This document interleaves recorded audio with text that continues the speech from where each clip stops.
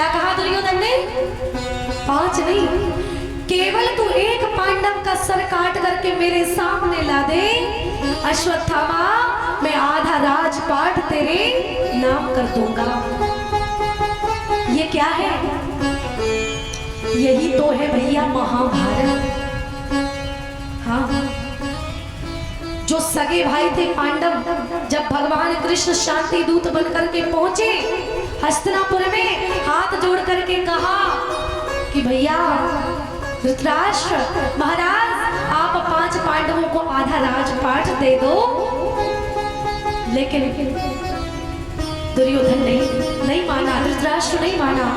भगवान बोले कोई बात नहीं, 5 गांव ही दे दो, 5 पांडव 5 गांव में रह करके गुजर बसर कर लेंगे। दुर्योधन उठा और कहने लगा, एक वाले कृष्ण सुन, तू 5 गांव की बात करता है? सूचाग्र विनय वदास्यामि बिना युद्धेन केशवः। तुम 5 गांव की बात करते हो, अरे सुई के समान नोक भर जमीन भी, सुई का जो अग्रभाग होता है, नोक भर जमीन भी हम बिना युद्ध के नहीं दे सकते, बिना युद्ध के नहीं देंगे। अच्छा, उस दिन अगर दुर्योधन 5 गांव दे देता तो क्या आज इतना बड़ा युद्ध होता? नहीं होता ना। जो सगे थे उन्हें कुछ नहीं दिया, और जो सगा नहीं है उसे आधा राजपाट देने की ये बात कर रहा है। ये क्या है? यही तो है लड़ाई, यही तो है महाभारत की जड़। लोग कहते हैं ना कि द्रौपदी की वजह से युद्ध हुआ, इसकी वजह से युद्ध हुआ, उसकी वजह से युद्ध हुआ। नहीं, युद्ध हुआ केवल लालच के कारण। यही जड़ है। जिस दिन इंसान अपनों को छोड़ करके परायों को अपना मानने लगता है, उसी दिन से उसका बुरा समय शुरू हो जाता है, क्योंकि अपने अपने होते हैं। सीख कथा शिक्षा देती है, ध्यान से सुनना। और लोग हमसे पूछते हैं भैया कि दीदी महाभारत घर में लोग रखने से भी कतराते हैं, और रामायण घर घर में पूजी जाती है, घर घर में रखी जाती है, दीदी दोनों में अंतर क्या है? क्या अंतर है? अच्छा, रामायण कितने लोगों के घरों में है? जरा हाथ ऊपर करना। बस इतने लोगों के घरों में है। रामायण घर घर में होनी चाहिए, और उसे पढ़ना भी चाहिए, सुनना भी चाहिए। और केवल पढ़ना और सुनने से काम नहीं चलेगा, उसे जीवन में धारण भी करना चाहिए। क्योंकि सूत्र है, यदि रामायण पढ़ते हो तो, यदि रामायण पढ़ते हो तो, यदि रामायण पढ़ते हो तुम्हें राम बनना होगा, और चलो राम के पद चिन्हों पर अब इतिहास बदलना होगा। आवाज बढ़ाओ तुम। रामायण जब तक जीवन में उतारोगे नहीं तब तक फायदा नहीं है।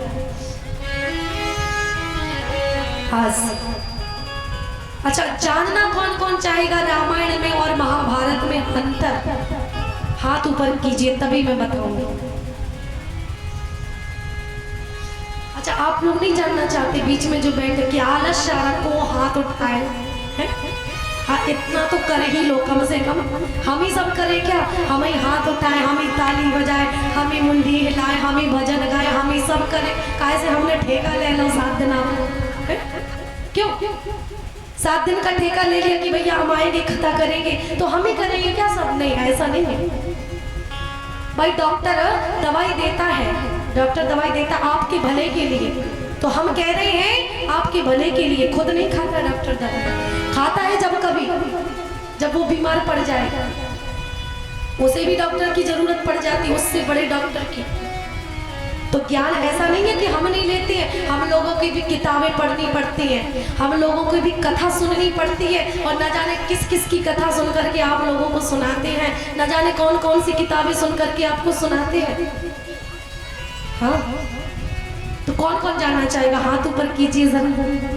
ये केवल ठेका मेरा नहीं, सबका है, ठीक है?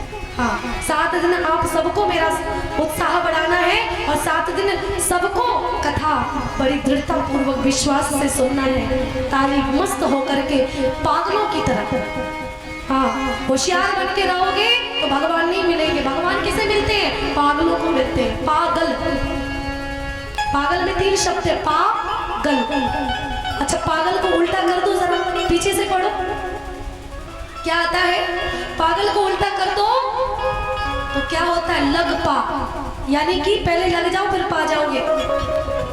जो चीज चाहिए मेहनत करो, लग जाओ, आ जाओगे एक दिन।